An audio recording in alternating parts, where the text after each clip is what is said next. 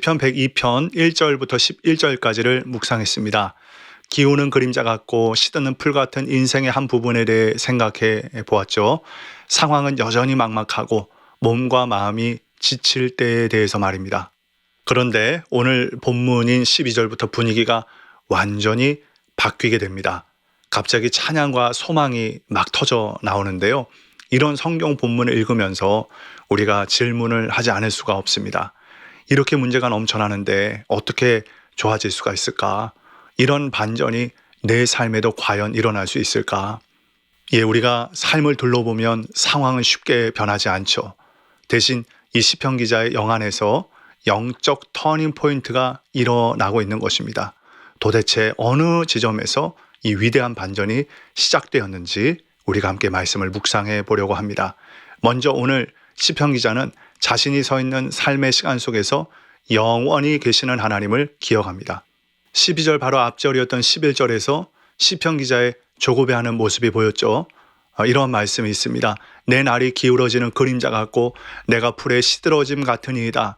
이제 곧 무너져서 소멸할지도 모른다는 답답한 심경, 불안하고 우울한 심경이 11절에 나왔는데 오늘 12절에서 반전이 일어나는 것입니다. 하나님은 영원히 계시고 전 세대에서 다음 세대에 이르기까지 주님이 얼마나 위대하신지 기억하게 될 것이라는 것입니다. 어떻게 이런 반전이 일어날 수 있겠습니까? 13절에 보면 지금은 그에게 은혜를 베푸실 때라 정한 기한이 다가오미니이다. 즉 정한 기한이 이제 다가왔다는 것을 시인하고 고백하는 것입니다. 이 기한이란 하나님이 미리 정해두신 때 완벽한 타이밍을 의미한다고 볼 수 있습니다. 여기서 우리는 또 질문해 봅니다. 나를 가장 괴롭히는 것이 고통 그 자체입니까? 아니면 고통이 언제 끝날지 모른다는 조급함입니까? 우리는 내 타이밍에 맞춰 문제가 해결되지 않으면 금세 실족하거나 괴로워합니다. 하지만 오늘 시편을 통해서 말씀하시기를 내 시간표를 내려놓고 영원하신 하나님의 시간 속에 거하라는 것입니다. 하나님이 정하신 회복의 때가 반드시 있기 때문입니다. 자기 아들을 아끼지 아니하시고 우리 모든 사람을 위하여 내주시니가 어찌 그 아들과 함께 모든 것을 우리에게 주시지 않겠습니까? 그 회복의 날을 기억하고 신뢰할 때 우리는 영적인 반전을 경험할 수 있게 될 것을 믿습니다.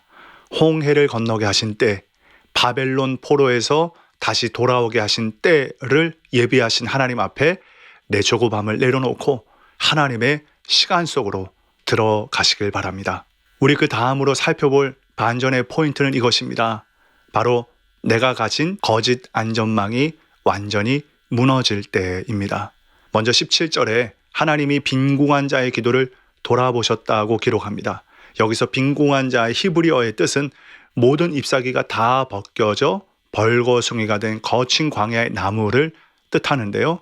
이 말은 내 힘으로 내세우거나 자랑할 수 있는 방어벽이 완전히 무너진 상태라는 것을 의미한다고 볼 수 있습니다.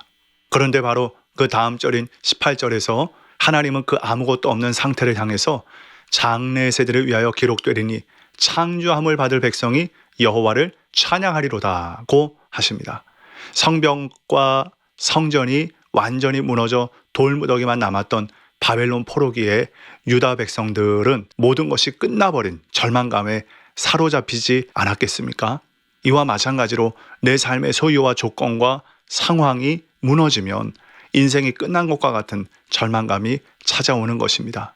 하나님은 내가 가진 것을 대충 고쳐서 쓰시는 분이 아닙니다. 내가 살고 있는 내 도성이 무너져 내리고 내 자아가 항복할 때 그때 일하십니다. 어떻게 그럴 수 있습니까? 왜냐하면 그제서야 예수님이 우리 삶을 다스리시는 진정한 목자요 왕이 되실 수 있기 때문입니다. 그제서야 성령님이 인도하시는 대로 우리가 순종하며 따라갈 수 있기 때문입니다. 따라서 내 삶이 무너져 내린 그 빈궁한 자리가 바로 하나님의 창조 역사가 시작되는 터닝 포인트가 될 수 있는 것입니다. 그리고 마지막 반전의 포인트는 이것입니다. 세상은 변해도 하나님은 변하지 않으신다는 것입니다. 우리는 이러한 하나님의 속성을 일컬어 신실하다고 찬양합니다. 오늘 26절에서 말씀하기를 이 세상도 결국 다 변하여 낡은 의복과 같이 된다고 합니다. 우리의 건강도, 재정도, 관계도, 심지어 내 마음과 감정도 낡아져 점점 변해가는 것입니다. 이러한 것에 우리 마음을 두게 되면 우리는 불안해서 살 수가 없을 겁니다. 날마다 낡아지고 변하는 환경을 보면서 어떻게 견딜 수가 있겠습니까? 하지만 오늘 27절을 보니 주는 한결같으시고 주의 연대는 무궁하리이다. 할렐루야.